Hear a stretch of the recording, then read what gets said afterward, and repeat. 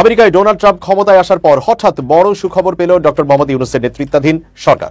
প্রতিবেদনে বলা হয়েছে, ডোনাল্ড ট্রাম্প সোমবার ক্ষমতা গ্রহণের পর থেকে এটি প্রথম বড় মার্কিন এলএনজি সরবরাহ চুক্তি।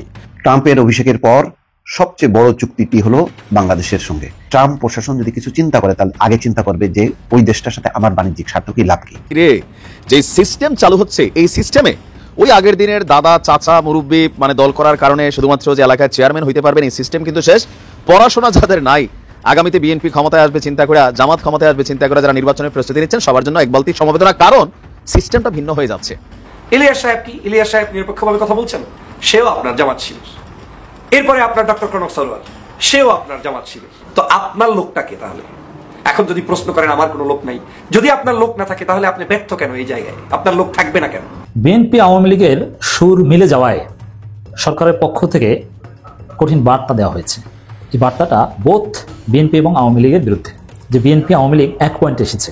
ধীরে ধীরে ডক্টর মোহাম্মদ ইউনূস সরকার অনেক শক্তিশালী এখন বর্তমানে। ডক্টর মোহাম্মদ ইউনূস পদত্যাগ করেছেন, এই মর্মে একটা চিঠি বেশ সোশ্যাল মিডিয়ায় ঘুরছে। কিন্তু এটাকে সত্য ধরে নিয়ে নোয়াখালীর চাটখিলে যুবলীগের নেতাকর্মীরা যা ঘটনা ঘটালো, একটা ভয়ঙ্কর একটা ঘটনা ঘটালো। আমাদের বিদ্যুৎ ও জ্বালানি উপদেষ্টা একটা চমৎকার কাজ করেছে। বেগম জিয়ার বাড়ির বিদ্যুতের লাইন যেই আওয়ামী কর্মকর্তা কাটে দিছিল কাজ করে, উনি তাকে জিয়া যদি কিংস পার্টি করে তাহলে পরে ওরা পারবে না কেন? ওরা করলে অসুবিধা, জিয়া করলে ঠিক আছে, জিয়া করলে পরে কোনো সমস্যা নাই। ওরা করলে পরে বেআইনি, অনিরপেক্ষ, অরাজনৈতিক, ধান্দাবাজি, তাই বলতে চাচ্ছেন? দর্শক, কথায় আছে মূর্খ বন্ধুর চেয়ে শিক্ষিত শত্রু ভালো। প্রিয় দর্শক, ঠিক এমনই একটি সংস্কার করতে চলেছে ডক্টর মোহাম্মদ ইউনূসের সরকার। আমরা যেমনটা দেখেছি, মেম্বার বা চেয়ারম্যান হতে খুব একটা বেশি পড়াশোনার দরকার হতো না বা হয়নি। যাদের দাপট ছিল, যাদের টাকা পয়সা ছিল, যারা দলীয় বিভিন্ন বড় বড় পদধারী নেতাকর্মীদের পা চাটতে পারতেন, তারাই দিন শেষে মেম্বার বা চেয়ারম্যান সহ মেয়রও বনে যেতেন। প্রিয় দর্শক, অবশেষে সেই বিষয়টাকে কেন্দ্র করে ডক্টর মোহাম্মদ ইউনূসের সরকার একটি কঠিন পদক্ষেপ নিতে চলেছে, যেটাকে সংস্কার বলতে পারেন। প্রিয় দর্শক, কি থাকছে এই সংস্কারের মধ্যে সেটি আশা করছি আজকের নিউজটি সম্পূর্ণ মনোযোগ সহকারে দেখলেই বুঝতে পারবেন। এমনকি আওয়ামী লীগের যে সমস্ত নেতাকর্মী এবং সমর্থকগণ মনে করেছিলেন ডোনাল্ড ট্রাম্পের সরকার আসার পরে ডক্টর মোহাম্মদ ইউনূস সরকারের উপর খড়গ নেমে আসবে, অবশেষে তাদের জন্য এক বুক সমবেদনা।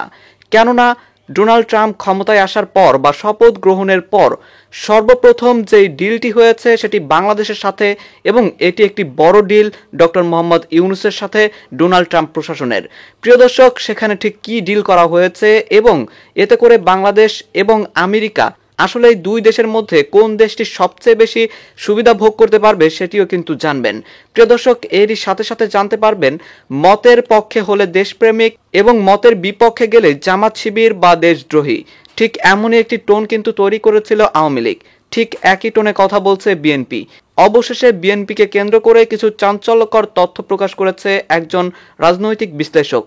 প্রিয় দর্শক, সেই বিশ্লেষণে কি রয়েছে তারও বিস্তারিত আলোচনা দেখবেন।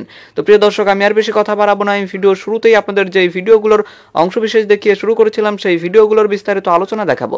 তবে তার আগে বলি, যারা এখনো চ্যানেলটি সাবস্ক্রাইব করেননি সকলে চ্যানেলটি সাবস্ক্রাইব করে পাশে থাকা বেল আইকনটি বাজিয়ে দিবেন। আর যারা ইতিমধ্যেই সাবস্ক্রাইব করে গেছেন তাদের সকলকে অসংখ্য ধন্যবাদ। তো চলুন একটি লাইক দিয়ে আমরা ধারাবাহিকভাবে সবগুলো ভিডিওর বিস্তারিত আলোচনা দেখে আসি। যে সিস্টেম চালু হচ্ছে, এই সিস্টেমে ওই আগের দিনের দাদা চাচা মুরব্বী দল করার কারণে শুধুমাত্র যে এলাকায় চেয়ারম্যান হইতে পারবেন, এই সিস্টেম কিন্তু শেষ। পড়াশোনা যাদের নাই, আগামীতে বিএনপি ক্ষমতায় আসবে চিন্তা করে, জামাত ক্ষমতায় আসবে চিন্তা করে যারা নির্বাচনের প্রস্তুতি নিচ্ছেন, সবার জন্য এক বালতি সমবেদনা, কারণ সিস্টেমটা ভিন্ন হয়ে যাচ্ছে। ন্যূনতম গ্রাজুয়েট হইতে হবে, স্নাতক পাস হইতে হবে, কথাটা বুঝে আসছে? অশিক্ষিত লোক দিয়া আর আগামী দিনের বাংলাদেশ চলবে না। চেয়ারম্যান হইতে হবে শিক্ষিত এবং স্মার্ট। তবে চেয়ারম্যানের সিস্টেমটা টোটালি 53 বছরের ইতিহাসে ভিন্ন এক ধারা আসছে। তবে একটু জায়গায় প্যাচ আছে। এই প্যাচটা হচ্ছে কি, আপনার যে মেম্বাররা কোটি টাকার মালিক হয়ে যাওয়ার একটা চান্স চলে আসছে। আসুন দেখি নতুন বাংলাদেশে চেয়ারম্যান এবং মেম্বার, সিটি কর্পোরেশন থেকে শুরু করে পৌরসভার চেয়ারম্যান কিভাবে নির্বাচিত হবে। পৌরসভা, সিটি কর্পোরেশনের মেয়র এবং ইউনিয়ন, উপজেলা, জেলা পরিষদের চেয়ারম্যান পদে নিরক্ষর অশিক্ষিত এবং আধা শিক্ষিত লোকেরা নির্বাচন করতে পারবে না। এই সকল পদে নির্বাচিত হতে লাগবে ন্যূনতম স্নাতক ডিগ্রি, আপনাকে বিএ পাস করতে হবে মিনিমাম। এছাড়া থাকবে না সরাসরি ভোটের বিধানও। এটাও খুবই সুন্দর নাকি অসুন্দর সেটা আমরা পরে আসছি। বিভিন্ন শ্রেণী পেশার মানুষের মতামত বিশ্লেষণ এবং রাজনৈতিক দলগুলোর সঙ্গে আলোচনা করে এমন সুপারিশ করতে যাচ্ছে স্থানীয় সরকার সংস্কার কমিশন।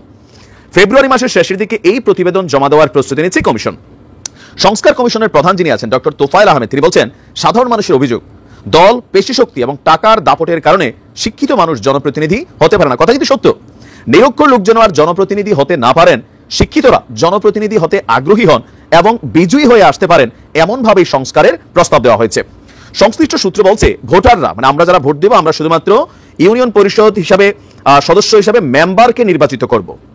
এই ইউপি সদস্যরা আবার ভোট দিয়া চেয়ারম্যান নির্বাচিত করবেন, যাকে কমপক্ষে স্নাতক ডিগ্রিধারী হতে হবে। এই জায়গাটাতে হচ্ছে পেশটা কোথায়?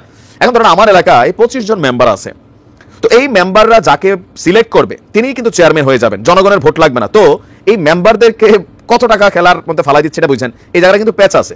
যেমন একজন টাকাওয়ালা লোক, ওনার ছেলে অথবা উনি বিশাল টাকা পয়সার মালিক, কোন রকমের ডিগ্রি পাস করছেন, তো তিনি করবেন কি 25 মেম্বার দিয়ে দিলেন 10 লাখ কইরা, আরেক মেম্বার দিয়ে দিবে আইসা আরেক চেয়ারম্যান। এখন কিন্তু মেম্বারদের টাকা খাওয়ার একটা সুযোগ হবে, কারণ এদেশের মেম্বারগুলো তো দুর্নীতিবাজ, লুটপাট, চাইল মাইরা গম মাইরা খায়, তাই না?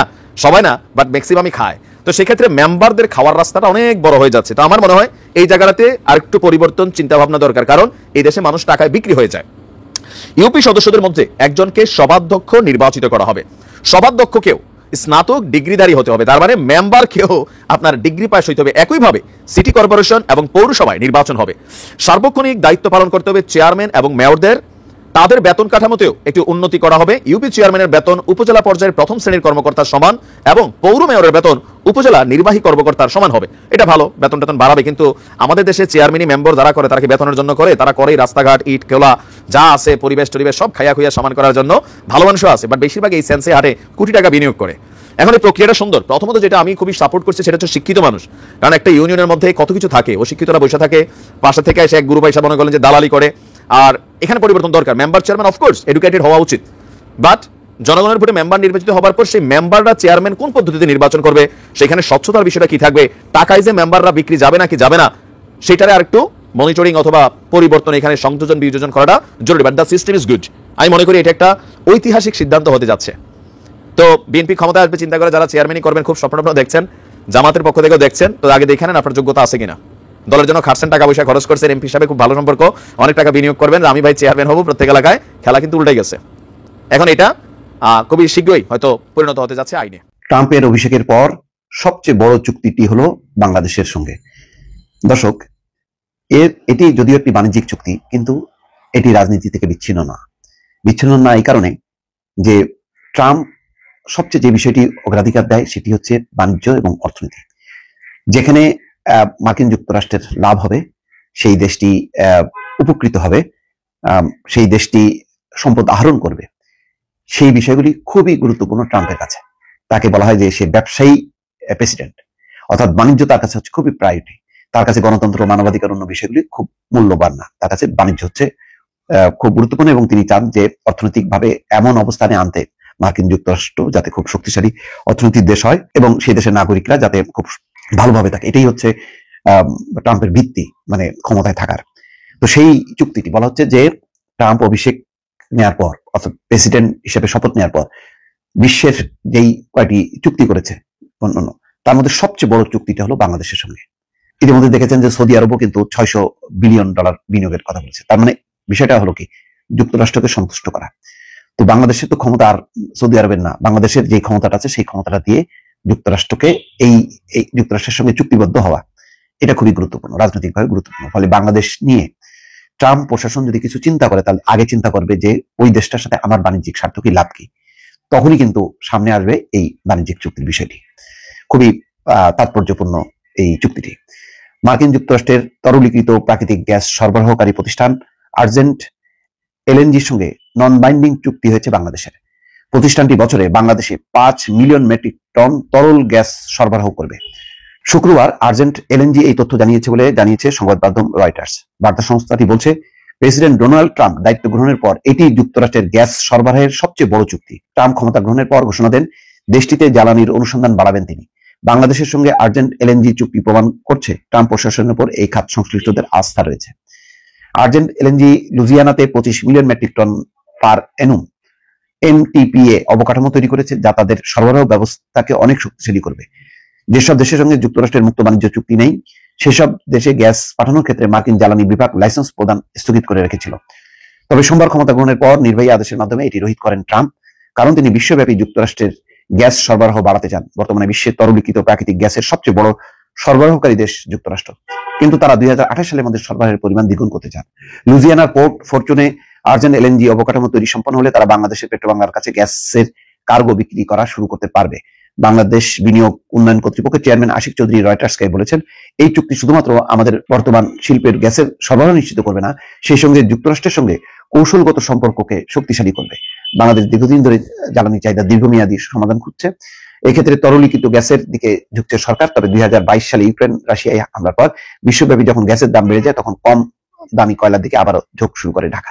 যাই হোক, একটা গুরুত্বপূর্ণ বিষয় ইউনিট সরকারের জন্য। তার সময় এবং অভিষেকের পরপরই ট্রাম্পের সঙ্গে এই চুক্তিটা নিঃসন্দেহে বাংলাদেশের দিকে ট্রাম্পের ভিন্ন নজর থাকবে। দর্শক, সুনাম সুখ্যাতি অর্জন করেছেন, তার মধ্যে উল্লেখযোগ্য আপনি জানেন ফেস দ্য পিপল, যিনি নিরপেক্ষভাবে তিনি কাজ করেছেন, তিনি হয়তো উপস্থাপকের জায়গায় সঠিক ভূমিকা পালন করেছেন, কিন্তু তিনিও আওয়ামী ফ্যাসিস্টের বিরুদ্ধে সর্বশেষ যে খুন হয়েছে, তারা যে মানুষদেরকে হত্যা করেছে তার বিরুদ্ধে চরম প্রতিবাদ করেছে, যেটা আর কোনো চ্যানেল করে নাই। এই লোকটা কিন্তু কোনো দলকে সামনে এনে প্রতিবাদ করে নাই, তিনি করেছেন দেশকে সামনে রেখে দলের ব্যানার বাদ দিয়ে সম্পূর্ণ নিউট্রাল জায়গা থেকে ফ্যাসিবাদের দোসরদের বিরুদ্ধে মুখ উন্মোচন করে কথা বলেছেন। কিন্তু কারো কাছে মনে হবে লোকটা মনে হয় জামাত শিবির, লোকটা মনে হয় আমার না। নাম্বার ওয়ান, আমাদের বাংলাদেশের অনেক জনপ্রিয় একজন ব্যক্তিত্ব, যদিও আমার সাথে সকল আদর্শিক জায়গায় এক নাও হতে পারে, কিন্তু তাও আমি রেসপেক্ট করি এজন্য যে এক হওয়াটা তো সৌজন্যতা না। আমি মতের ভিন্ন থাকবো, সে মতের ভিন্ন থাকবে, এটাই তো সৌজন্যতা। গণতন্ত্রের এটাই তো স্পেস হওয়া উচিত। আমি একটা কথা বলবো, সে অ্যাকসেপ্ট করবে, সে একটা আমার সমালোচনা করবে, আমি অ্যাকসেপ্ট করবো, এটাই সৌন্দর্যতা। পিনাকি ভট্টাচার্য, এই ভদ্র মহোদয়ের লক্ষ কোটি ভক্ত লোক আছে, কিন্তু এই ভক্ত লোকগুলো নিশ্চয়ই কোনো একটা দলের না, অনেক দলগুলোর মিশ্রিত লোক। না হয় মানুষ আওয়ামী লীগের লোক কিভাবে বলে গতকালকের এই লোকটা আমার বিরুদ্ধে কথা বলেছে, দ্যাট মিনস সে তার ভিডিও দেখেছে। না হয় বিএনপি কিভাবে বলে আমার বিরুদ্ধে বলেছে, তার মানে বিএনপির লোকেরা দেখেছে।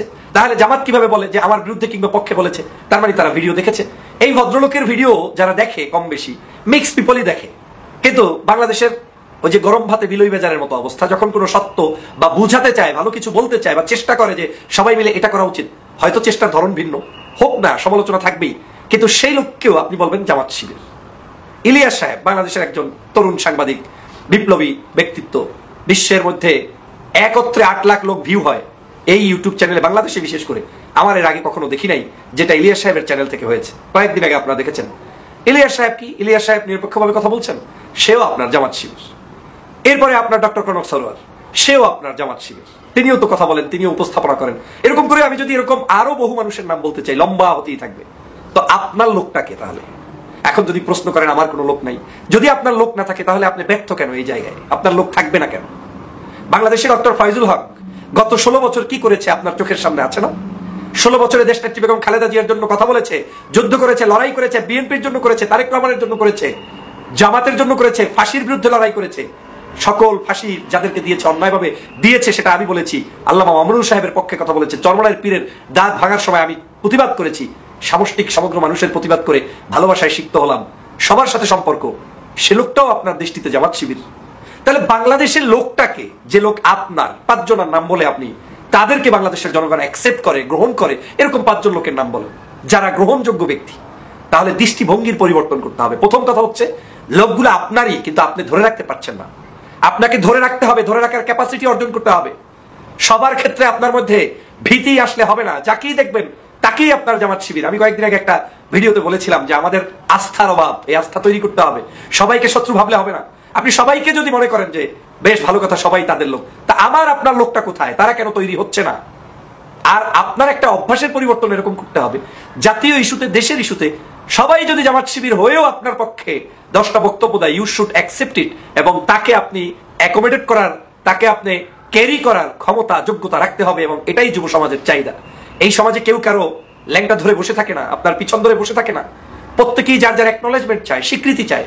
বাংলাদেশের যারা রাজনীতি করছেন, করবেন, আপনাদের সেই অভ্যাস গড়তে হবে। জিয়া যদি কিংস পার্টি করে তাহলে পরে ওরা পারবে না কেন? মানে ওরা করলে অসুবিধা, জিয়া করলে ঠিক আছে, জিয়া করলে পরে কোনো সমস্যা নাই। জিয়া রহমান কিংস পার্টি করলে পরে কোন রকম সমস্যা সেখানে নাই। মানে জিয়া রহমান কিংস পার্টি করছে, কিন্তু ওরা করলে সমস্যা। এটা কেমন কথা বলেন তো? ভাল লাগে শুনতে, ভাল লাগে শুনতে। এসব তো উল্টা পাল্টা রাবিশ কথাবার্তা। রাবিশ আবর্জনা কথাবার্তা ভাল লাগে শুনতে? ভাল লাগে? আমার ভাল লাগে না, আপনার লাগে? জিয়া রহমান যখন কিংস পার্টি করলো ওইটা ঠিক ছিল না? তো ওইটার কথা বলেন, ওর কথা বলেন, জিয়ার কথা বলেন, বিএনপির কথা বলেন, কিংস পার্টির কথা বলেন। জিয়া রহমান ক্ষমতায় বসে, ক্ষমতায় থেকে কিংস পার্টি করছে, ক্ষমতায় গেছে, নির্বাচন করছে, পার্লামেন্ট বানাইছে। জিয়া রহমান কিংস পার্টি নিজের হাতে বানাইছে, জাগদর করছে ক্ষমতায় থেকে। Can you deny? আর বলতে পারবেন যে ভুল বলতেছি, মিথ্যা কথা বলতেছি, বানার কথা বলতেছি, গুজব কথা বলতেছি, জিয়ার বিরুদ্ধে আমি কথা বলছি? নো, আমি যা বলছি অন দ্য রেকর্ড, আমার কথা 1,000,000% সত্য। জিয়া রহমান ক্ষমতায় বসে, ক্ষমতা থেকে সে মিউজিক্যাল চেয়ার খেলা খেলছে। মিউজিক্যাল চেয়ার খেলা বুঝেন? মিউজিক্যাল চেয়ার খেলা জানেন? ছোটবেলায় খেলছে না মিউজিক্যাল চেয়ার? মিস্টার ইসভি, মিস্টার ফখরুল মিউজিক্যাল চেয়ার চিনেন? মিউজিক্যাল চেয়ার এখান থেকে এখান যায়, এখান থেকে মানে জিয়া রহমান মিউজিক্যাল চেয়ার খেলা খেলছেন ক্ষমতা নিয়ে, কিংস পার্টি নিয়ে। তিনি ক্ষমতায় গিয়ে কিংস পার্টি বানাইছেন, একদম দেরি করেন নাই। প্রথম থেকে তিনি কিংস পার্টির জন্য সকল আয়োজন তৈরি করেছেন। তো ওরা করলে অসুবিধা কি? আসিফরা করলে সমস্যা কি? জিয়া করলে সমস্যা নাই। জিয়া রহমান করলে পরে কোনো অন্যায় করে নাই, কোনো অবৈধ কাজ করে নাই, কোনো অনৈতিক কাজ করে নাই। ওরা করলে পরে বেআইনি, অনিরপেক্ষ, অরাজনৈতিক, ধান্দাবাজি, তাই বলতে চাচ্ছেন? মিস্টার ইসবি, mister Fakhrul, what's wrong with you? মাথা খারাপ হয়ে গেছে? না পেট খারাপ, না চামড়া খারাপ, না কান খারাপ, না চোখ খারাপ, না জিহ্বা খারাপ? কোনটা খারাপ হয়েছে? বেহুশ হয়ে গেছেন? জিয়া করে কিংস পার্টি? আমি বলতেছি জিয়া করছে।